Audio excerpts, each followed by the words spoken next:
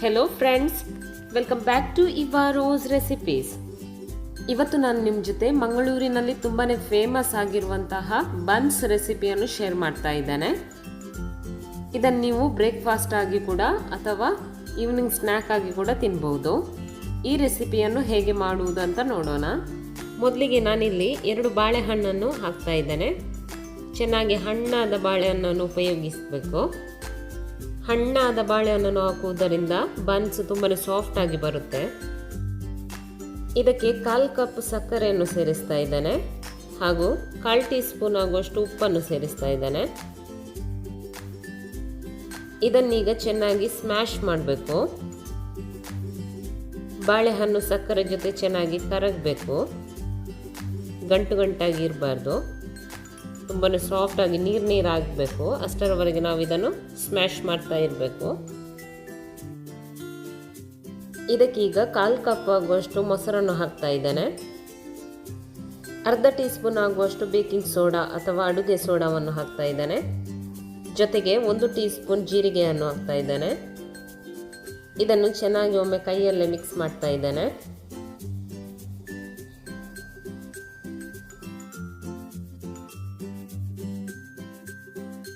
ಇದು ಈಗ ಚೆನ್ನಾಗಿ ಮಿಕ್ಸ್ ಆಗಿದೆ.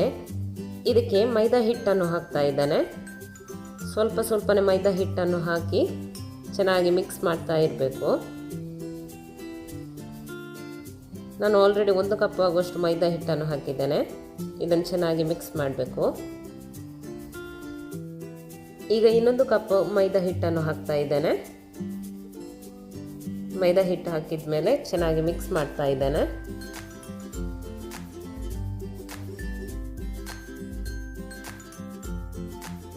ಇದು ಇನ್ನೂ ಕೂಡ ಕೈಗೆ ಅಂಟಿಕೊಳ್ತಾ ಉಂಟು.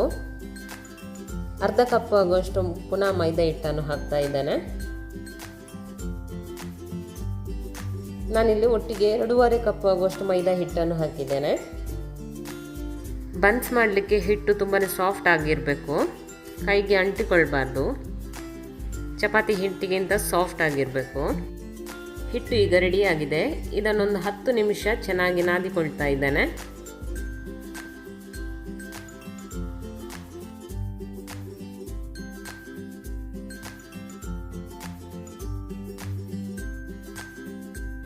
ಹಿಟ್ಟು ಈಗ ರೆಡಿಯಾಗಿದೆ. ಇದಕ್ಕೆ ಮೇಲಿಂದ 1 ಟೀ ಸ್ಪೂನ್ ಆಗುವಷ್ಟು ತೆಂಗಿನ ಎಣ್ಣೆಯನ್ನು ಹಾಕ್ತಾ ಇದ್ದೇನೆ. ಎಣ್ಣೆ ಹಾಕುವುದರಿಂದ ಹಿಟ್ಟು ಒಣಗುವುದಿಲ್ಲ, ಅದಕ್ಕೋಸ್ಕರ ಎಣ್ಣೆಯನ್ನು ಒರೆಸ್ತಾ ಇದ್ದೇನೆ. ಇದನ್ನು ನೈಲಾನ್ನಿಂದ ಕವರ್ ಮಾಡ್ತಾ ಇದ್ದೇನೆ ಅಥವಾ ಮುಚ್ಚಳ ಮುಚ್ಚಿ ಕವರ್ ಮಾಡಿ 6 ರಿಂದ 8 ಗಂಟೆ ಹುಳಿ ಬರಲಿಕ್ಕೆ ಇಡ್ತಾ ಇದ್ದೇನೆ. 6 ಗಂಟೆಯಾಗಿದೆ. ಹಿಟ್ಟಿನಿಂದ ಈ ರೀತಿ ದೊಡ್ಡ ದೊಡ್ಡ ಉಂಡೆಯನ್ನು ಮಾಡ್ತಾ ಇದ್ದೇನೆ.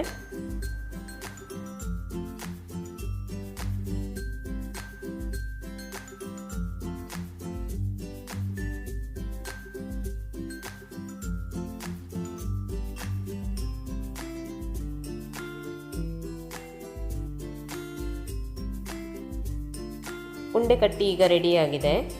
ಇದನ್ನೀಗ ಲಟ್ಟಿಸೋಣ. ಇದಕ್ಕೆ ಸ್ವಲ್ಪ ಮೈದಾ ಹಿಟ್ಟನ್ನು ಹಾಕಿದ್ದೇನೆ. ಇದನ್ನೀಗ ಲಟ್ಟಿಸ್ತಾ ಇದ್ದೇನೆ.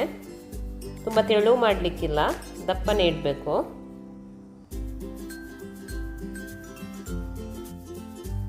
ಪೂರಿ ಎಷ್ಟು ದೊಡ್ಡ ಮಾಡ್ತೇವೆ ಅಷ್ಟು ದೊಡ್ಡ ಮಾಡಿದರೆ ಆಯಿತು.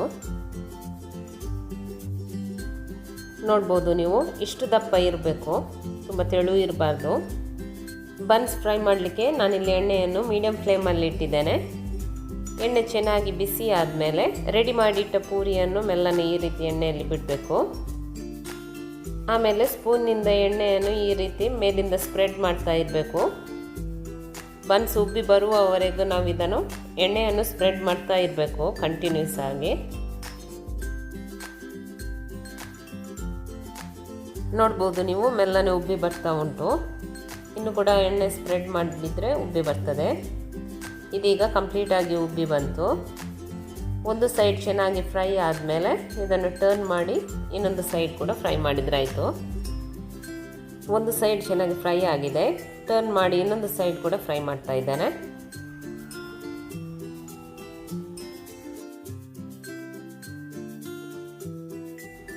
ಎರಡು ಸೈಡ್ ಚೆನ್ನಾಗಿ ಫ್ರೈ ಆಗಿದೆ. ಇದನ್ನೀಗ ತೆಗಿತಾ ಇದ್ದೇನೆ. ಇದೇ ರೀತಿ ಬಾಕಿ ಉಳಿದ ಹಿಟ್ಟಿನಿಂದ ಕೂಡ ಬನ್ಸ್ ಮಾಡಿದರೆ ಆಯಿತು. ಬನ್ಸ್ ಮಾಡೋದು ತುಂಬಾ ಸುಲಭ.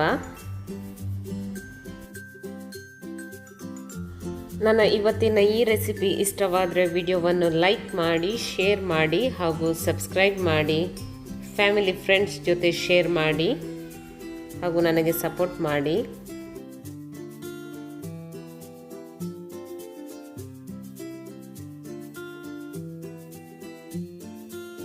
ಬಿಸಿ ಬಿಸಿ ಬನ್ಸ್ ಈಗ ರೆಡಿಯಾಗಿದೆ.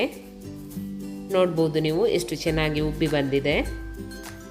ಇದನ್ನೀಗ ಕಟ್ ಮಾಡಿ ತೋರಿಸ್ತಾ ಇದ್ದೇನೆ. ಒಳಗಿನಿಂದ ಸಾಫ್ಟಾಗಿ ಬಂದಿದೆ, ಲೇಯರ್ ಆಗಿ ತುಂಬ ಚೆನ್ನಾಗಿ ಬಂದಿದೆ. ನೀವು ಟ್ರೈ ಮಾಡಿ ಹೇಗಾಗಿದೆ ಎಂದು ನನಗೆ ಕಮೆಂಟ್ ಮೂಲಕ ತಿಳಿಸಿ. Thank you.